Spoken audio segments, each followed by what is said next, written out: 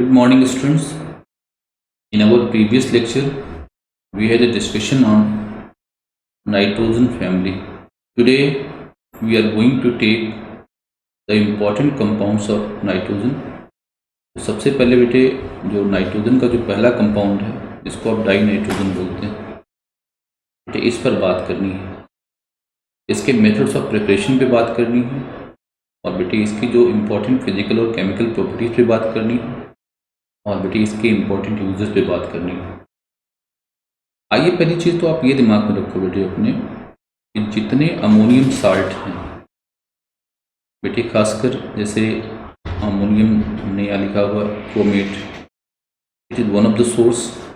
बेटे ammonium nitrite is the other source. तो ammonium chromate और बेटे अमोनियम जो हमारा ऑक्जिलेट है वो नाइट्राइट है बेटे, इसका आप यूज करके आप अपने नाइट्रोजन को बना सकते हो। तो दिमाग में रखिएगा बेटे, जब आप क्या करते हो, अमोनियम बेटे क्रोमेट को जब हीट करते हो, तो हीट करने पे बेटे नाइट्रोजन आपको रिलीज होती है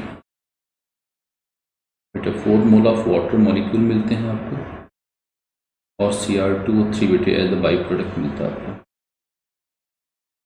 लाइकवाइज बेटे अगर आप अमोनियम नाइट्राइट ले लो, अमोनियम नाइट्राइट को बेटे फिर क्या करो, आप हीट कर दो। यहाँ पर क्या होगा, on heating it give you die nitrogen along में बेटे क्या होगा, that is 2 mole of H2O is obtained. याद करो, इसका मतलब इम्पोर्टेंट सोर्स क्या बेटे है नाइट्रोजन बनाने का, डाई नाइट्रोजन बनाने का, वो है आपका ammonium oxalate and ammonium nitrite.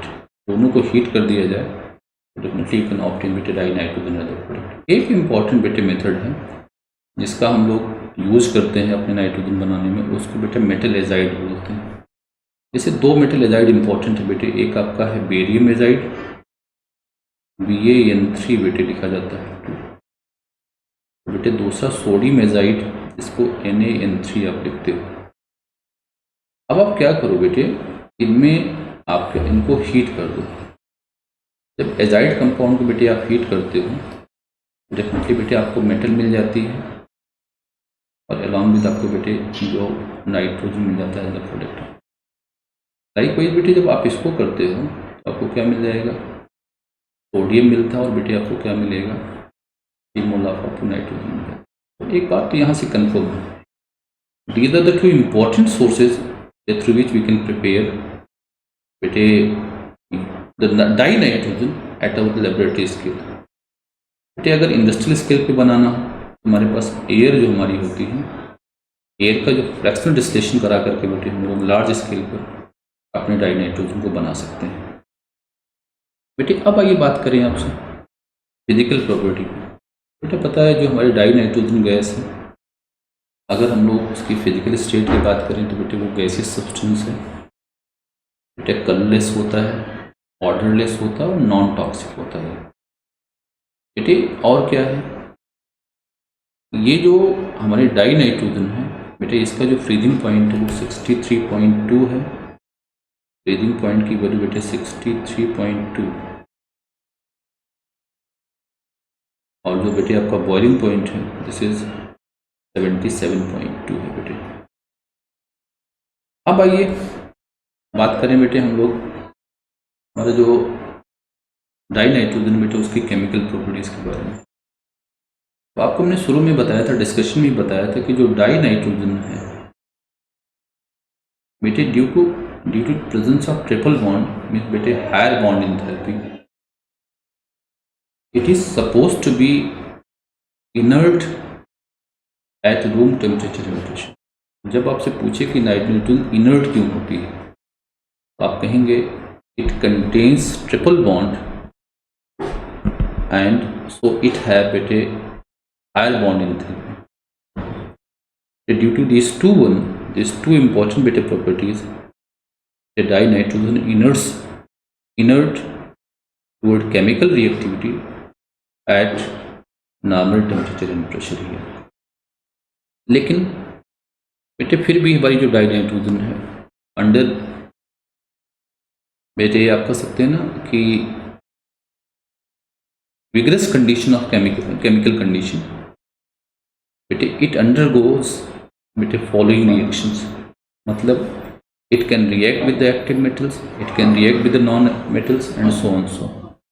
Students हम सबसे पहले बात करें आपसे, that is reaction with active metal. बेटे खासकर जो एक्टिव मेटल हमारी है, हमारी लिस्ट में है, वो बेटे लिथियम है, बेटे आपकी मेटल है मैग्नीशियम है, आपकी बेटे मेटल है एल्युमिनियम है। इनको एक्टिव आप कह सकते हो। बाकी भी हमारी एक्टिव में फर्स्ट सेकंड ग्रुप की जो भी मेटल है, ये सब एक्टिव मेटल आप मान सकते हो। जब बेटे डाई नाइट्रोजन के साथ ये रिएक्ट करती हैं, अपना बेटे क्या करती है, नाइट्राइड बनाती है। इसको अगर आप लिखो, इसका balance equation 6Li plus N2, बेटे ये बनाएगा 2Li3 बेटे N। लाइकवाइज बेटे जब आप इसको करोगे, इट फॉर्म हियर Mg3 बेटे क्या आ जाएगा N2।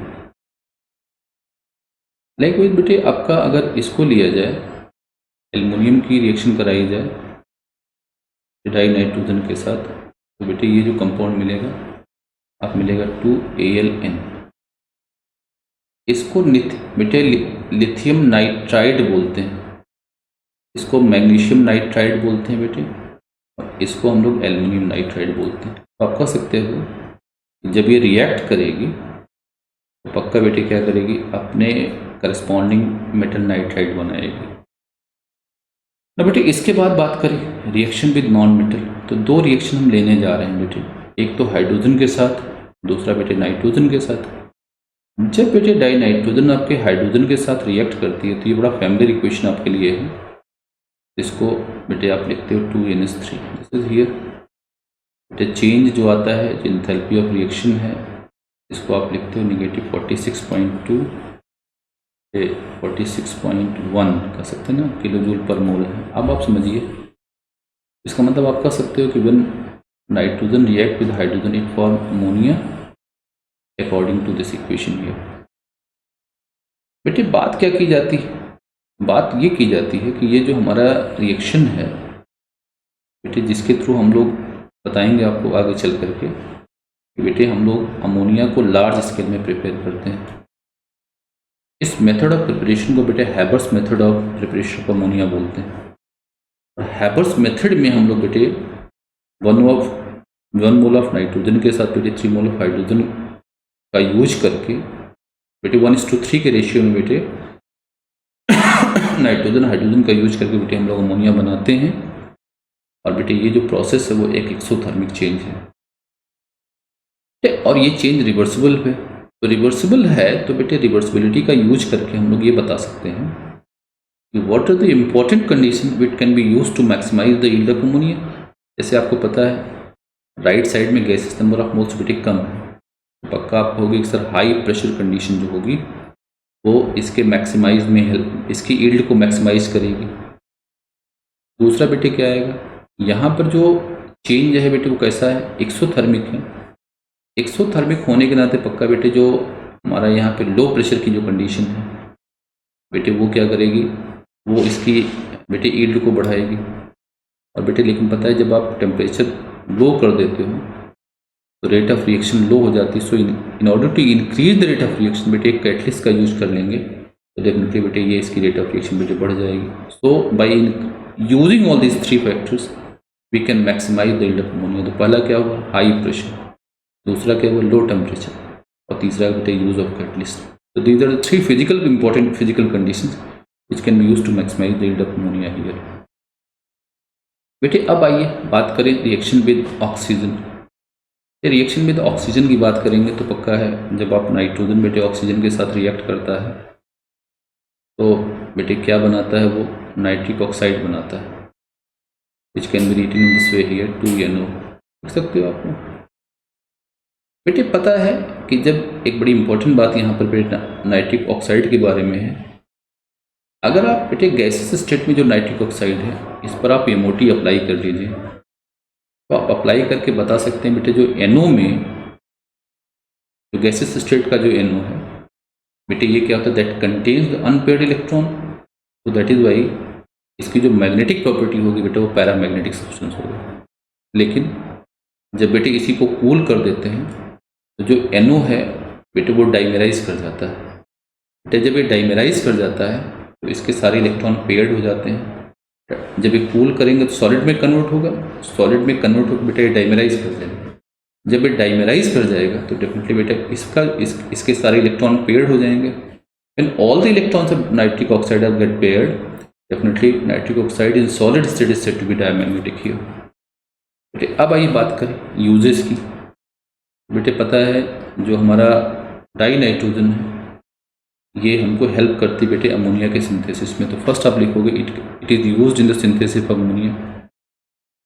पता है बेटे जो बायोलॉजिकल मटेरियल हमारे हैं बेटे उनके प्रिजर्वेशन में बेटे हम लोग डाई नाइट्रोजन का यूज कर सकते हैं। तो डेफिनेटली बेटे आप कर सकते हो प्रिजर्वेटिव जो है it can act as a preservative for biological material. और बेटे एक नया टर्म आता है जिसको क्रायो सर्जरी बोलते हैं। बेटे इस cryo surgery is used in the surgery of बेटे ट्यूमर्स एंड जो एबनॉर्मल जो टिश्यूज बन जाते हैं बॉडी में, इन सर्जरी में भी बेटे हमारे डाई नाइट्रोजन का यूज करते हैं। तो ये जो सर्जरी है इसमें हम लोग ट्यूमर की सर्जरी करते हैं, जो एबनॉर्मल टिश्यूज होते हैं बेटे उसकी सर्जरी करते हैं, इसको क्रायो सर्जरी बोलते हैं। तो स्टूडेंट्स तो इसके जो आपके नाइट्रोजन का जो यूज़ है first in the synthesis of ammonia it is one of the important use.